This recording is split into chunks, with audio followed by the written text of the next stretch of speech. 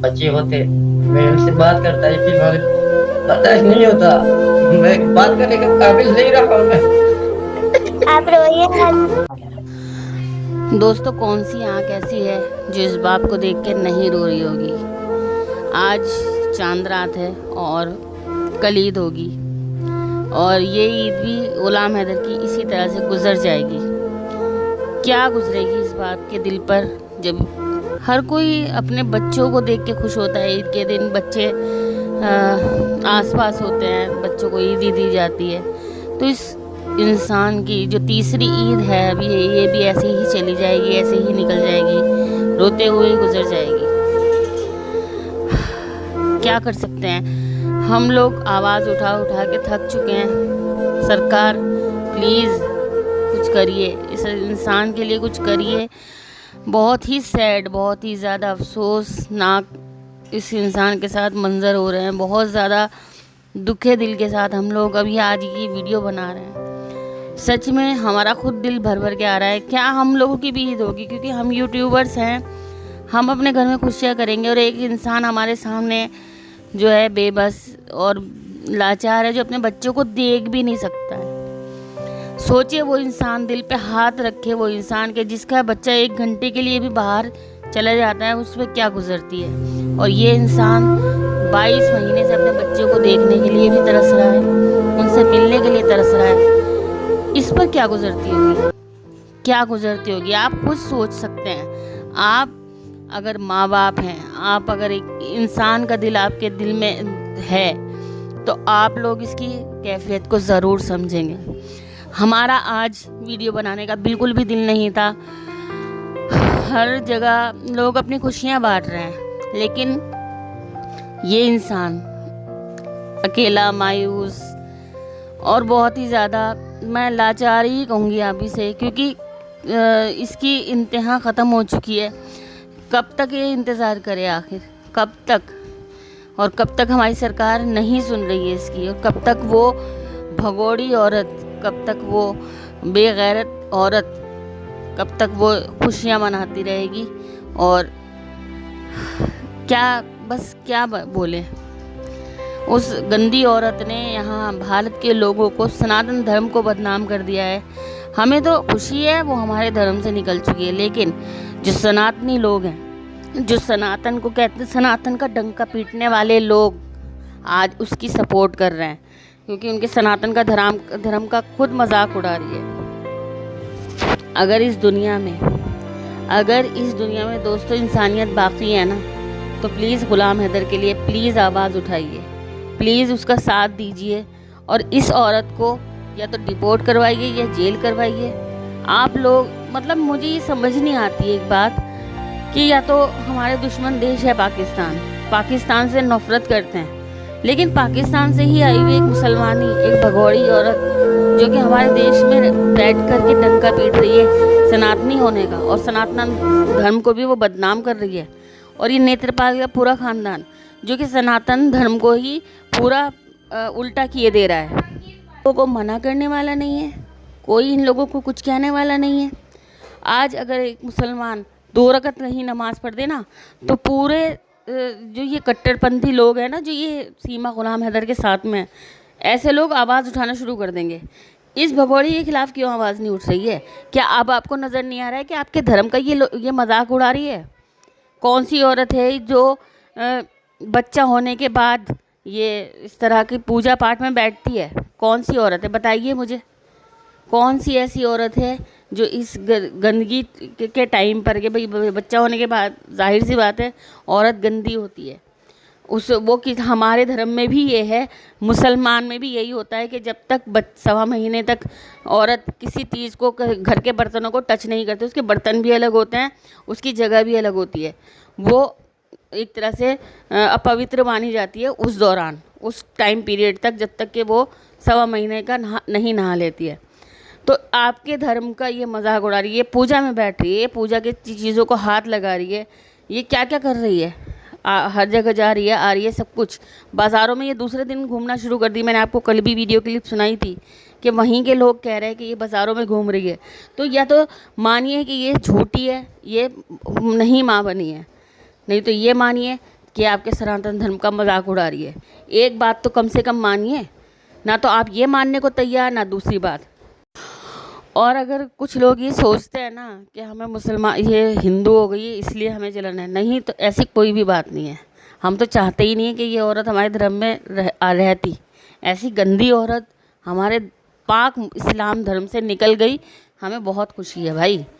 अब ये जिन लोगों के धर्म का मजाक उड़ा रही है ना, उन लोगों को एक्शन लेना चाहिए, उन लोगों को आगे आना चाहिए, क्योंकि वो लोग यहाँ पे अगर कोई मुसलमान कुछ कर दे तो उसके 2 रकत कहीं नमाज़ पढ़ लेना, वो फ़ौरन इनके लिए बस वो बन जाता है कि हाँ इसने ये अटैक कर देगा फ़ौरन। लेकिन यहाँ पर ये पूरा गाय खा के आई हुई औरत यहाँ पे आप लोगों का मजाक उड़ा रही है, आपके धर्म का मजाक उड़ा रही है, कोई एक्शन लेने वाला नहीं है। अब पाकिस्तानी भी हमें चैलेंज कर रहे हैं। आपने देखा होगा कैस भाई पाकिस्तानी है और उन्होंने चैलेंज किया है यहाँ के लोगों को कि इसे कोई गिरफ्तार करके दिखाए। तो मतलब इसका मतलब ये है कि अब ये पूरे हिंदुस्तान पे राज करेगी। और कुछ लोग तो इसके भाई सीमा मुसलमान हो गई है, उसके साथ दो, ठीक है, अच्छी बात है, अगर आपको साथ देना है दीजिए, कान खोल कर सुन लीजिए। पर एक बात ये कान खोल कर सुन लीजिए, जो भी उसका गुलाम सीमा गुलाम हैदर का साथ दे रहे हैं ना, वो लोग ये यहाँ पे YT आके बोले कि हम अब चाहते हैं कि हमारी बहन, हमारी बेटी, हमारी बीवी सीमा हैदर जैसी होनी चाहिए। सीमा को अपना आइडियल बनाओ ना, इतना पसंद करते हो तो अपने आइडियल बनाओ। वो मुसलमान से हिंदू हुई है। अरे तुम लोगों का मजाक उड़ा रही है वो दोगलो, तुम लोगों का मजाक उड़ा रही है वो, तुम समझ ही नहीं पा रहे हो। वो ये औरत मुसलमान इस्लाम की कभी थी ही नहीं, ये पहले से ही इस्लाम की नहीं थी, क्योंकि इस्लाम में इस तरह का कुछ होता ही नहीं है। हाँ, ये आप सनातन धर्म का जो ढोंग कर रही है ना, ये सनातनी भी नहीं है, क्योंकि जो सच्चा सनातनी होता है ना, वो इस तरह की ना तो दोगली हरकतें बर्दाश्त। जो देखो सनातनियों को बुरा लग रहा है, जो जिनको बुरा लग रहा है ना, वो आवाज़ उठा रहे हैं। लेकिन जो दोगले सनातनी है ना, जिन लोगों को कोई फ़र्क नहीं पड़ता कि उनके धर्म के साथ कुछ भी होता रहे, तो वो उन लोगों को क्यों बुरा लगेगा। उन्हें तो सीमा भाभी बहुत अच्छी लगेंगी, उन्हें तो सीमा भाभी का नाच देखना है ना, इसलिए वो सपोर्ट करना चाहते हैं इस पाकिस्तानी मुसलमानी को। तो मानो कि तुम्हारे ऊपर ये राज कर रही है, मानो इस चीज़ को मानो कि हाँ ये तुम इसके ख़िलाफ़ कुछ बोलोगे नहीं। और हम इसके ख़िलाफ़ थे, हैं और रहेंगे। भगोड़ी का वक्त बहुत जल्द अनकरीब आने ही वाला है। वो वक्त दूर नहीं है कि जब सीमा गुलाम हैदर सलाखों के पीछे होगी और तुम बाहर बैठ के फिर तालियां पीटना। जो सपोर्टर हैं सीमा के, मैं उनकी बात कर रही हूँ। तुम लोगों को कि ना कोई शर्म लिहाज तुम लोगों को नहीं रहा है। तुम लोगों की इंसानियत मर चुकी है। तुम लोगों को कोई फ़र्क नहीं पड़ता कि एक बाप 22 महीने से अपने बच्चों के लिए रो रहा है। अपने बच्चों को ना 1 घंटे के लिए दूर करके देखो अपने से, तब तुम्हें पता चलेगा एक बाप के दर्द का एहसास। और जो लोग ये कहते हैं ना कि तुम खुद चली जाओ, सीमा को यहीं छोड़ दो, तुम चली जाओ गुलाम के पास। अरे भाई वो इंसान बीवी तो मांग नहीं रहा, बच्चे चाहिए उसको, बच्चे। तुम लोगों को उसकी बीवी चाहिए ना, तो बीवी अपने पास रखो। हमारा भी ये एक वो है, बीवी रखो उसको उसकी अपने पास, मगर उसके बच्चे तो लौटा दो। उस इंसान को बीवी चाहिए ही नहीं, यह बेगैरत औरत चाहिए ही नहीं। ये बीवी उसके लिए है ही नहीं, ये औरत वहाँ के लिए है ही नहीं। ये तो जेल के सलाखों के पीछे होगी। तो तुम लोग रखो इसको भाभी बना के रखो, या अपनी बीवी या रखेल, या कुछ भी बना के रखो, हमें कोई एतराज़ नहीं है। सीमा गुलाम हैदर को यहीं रखो, और मगर उसके बच्चे लौटा दो, जिसके लिए वो 22 महीने से रो रहा है। ठीक है, तुम लोगों को ये लगता है कि वो सीमा को ले जाना चाहता है, सीमा पे थूकता भी नहीं है वो इंसान सीमा पे थूकना भी पसंद नहीं करता है। मगर तुम लोगों की इतनी बेगैरत इंसान हो गए हो तुम लोग। कुछ लोगों को लगता है कि हम लोग आवाज़ उठा रहे हैं तो हमें क्या मतलब है। अरे भाई, हमारे अंदर की इंसानियत मरी नहीं है अभी, हमारी इंसानियत ज़िंदा है, थी और रहेगी। लेकिन तुम लोगों का ज़मीर ज़रूर मर चुका है, जिसे एक बाप की ना हाय लगेगी, हाय। सीमा गुलाम हैदर को तो और नेत्रपाल का परिवार का तो जो होना है वो होगा ही। लेकिन ये जो तुम सपोर्टर, ये जो आवाज़ उठा रहे हो ना उसके लिए कि सीमा कहीं नहीं जाएगी और ये है और वो बकवास कर रहे हो, तुम लोगों की भी उसको भी ना उस बाप की हाय ज़रूर लगेगी। और ऊपर वाले की लाठी में आवाज़ नहीं होती है, ये याद रखना। तुम लोग जो आज बोल रहे हो ना बढ़ चढ़ के, तुम लोगों को इस बात का पता चलेगा। एक दिन तुम खुद रोओगे, इस चीज़ के लिए, याद रखना तुम भी। और एक बात और सुन लो, तुम लोग सीमा गुलाम हैदर को तब तक ही पसंद करोगे जब तक उसके पैर चल रहे हैं, उसके ठुमके चल रहे हैं, या वो तुम्हारे मतलब तुम्हारी आंखों को ठुमके दिखा रही है, अपना नाच दिखा रही है, तब तक तुम और हम लोग ना, हम जब तक उसे भगा ना लें तब तक हम उसका पीछे छोड़ने वाले हैं नहीं। ट्रोल तो वो रोज़ होगी, वो भगोड़ी ट्रोल तो रोज़ होगी। हमें रोकने की किसी के बाप में हिम्मत नहीं है कि हमको रोक सके, समझे ना। हम लोगों को रोकने की हिम्मत कोई करने की कोशिश करना भी मत।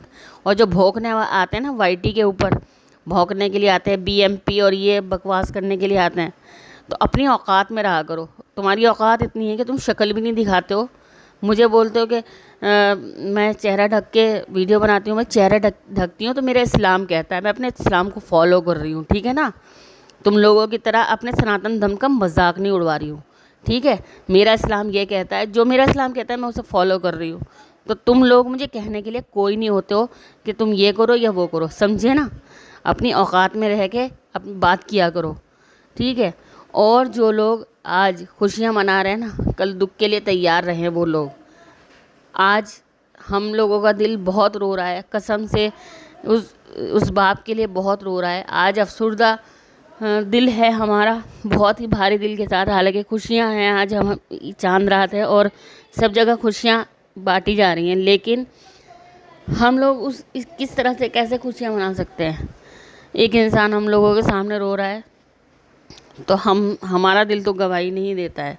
लेकिन हाँ, दुआ ज़रूर करेंगे कि आज की इस मुबारक रात में अगली जो ईद आए, गुलाम हैदर जल्दी से जल्दी आए ईद के बाद और अपने बच्चों को लेकर जाए और अगली ईद वो अपने बच्चों के साथ मनाए खुशी खुशी। तो इन्हीं बातों के साथ मैं लेती हूँ विदा। और आप भी प्लीज़ इस भगोड़ी के ख़िलाफ़ आवाज़ उठाइए, एक्स पर श्रावणी मिश्रा के साथ जुड़िए और हम अपनी आवाज़ को सरकार तक ज़रूर पहुंचाएंगे, इंशाल्लाह। तो इन्हीं बातों के साथ अब मैं करती हूँ वीडियो का end. Thank you for watching. अल्लाह हाफिज़। दुआओं में याद रखिएगा। आप सबको ईद की मुबारकबाद भी दे देती हूँ। ईद की बहुत बहुत आप सबको मुबारकबाद हो। अल्लाह हाफिज़।